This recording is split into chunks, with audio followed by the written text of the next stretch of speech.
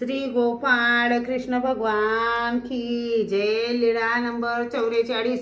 चोरांशी सोबती। एका गावी एका देवडा सर्वज्ञ बसलेले होते। त्या गावाच्या अधिकाऱ्याची घोडी चोरांनी नेली होती। त्या कारणे एका चोराला धरून त्यांच्या पायात खोडा घातला होता।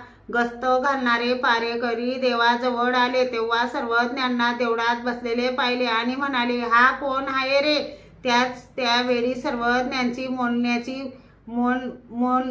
प्रवृत्ती म्हणून सर्वज्ञ गप्प होते। त्यांनी म्हटले, यांना धरा धरा रे धरा, हे चोराला सोडविण्यासाठी आलेले आहेत। त्यांनी सर्वज्ञांना धरले आणि म्हटले, चला, आणि सर्वज्ञांना त्या चोरांजवळ आणले आणि चोरांच्या पायात जो खोडा घातला होता त्या खोड्यात सर्वज्ञांना पाय घालायला सांगितले। सर्वज्ञांनी खोड्यात आपला पाय घातला व पारेकरांनी खोडी ठोकण्यासाठी ज्यावेळी हात वर केला त्यावेळी हात वरच्या वर राहिला। तेव्हा तो म्हणायचा, माझ्याकडून खिडी ठोकल्या जात नाही। तेव्हा दुसऱ्याने प्रयत्न केला तर त्याचाही हात वरच्या वर राहिला। असे कोणाकडूनही खिडी ठोकल्या जात नव्हती।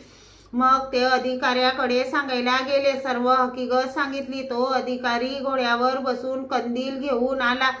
त्याने सर्वज्ञांना पाहिले आणि म्हणाला, हे काय रे पापी चांडाळांनो, असे तुम्हाला कोणी करायला सांगितले? सर्वज्ञांच्या पायात खोडा का घातला? आपण घोड्यावरून खाली उतरला, सर्वज्ञांना दंडते घातली, श्रीचरणा लागला आणि म्हणाला, श्रीचरण काढा वाजी। सर्वज्ञ म्हणाले, अगोदर आमच्या सोबत्याचा पाय काढा।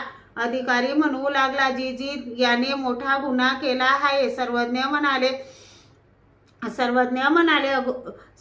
म्हणाले, तर मग आम्हीही पाय काढत नाही। नंतर त्याने म्हटले, बरं बरं देवा, ठीक आहे। व पारेकरांना म्हटले, काढा रे यांच्या खोड्याची खिडी। पारेकरांनी खिडी काढली। मग सर्वज्ञांनी श्रीचरण काढला। मग त्याने म्हटले, आता चला देवा। सर्वज्ञांनी सांगितले, अगोदर सोबत्याला सांगा। त्याला सांगितले, चल।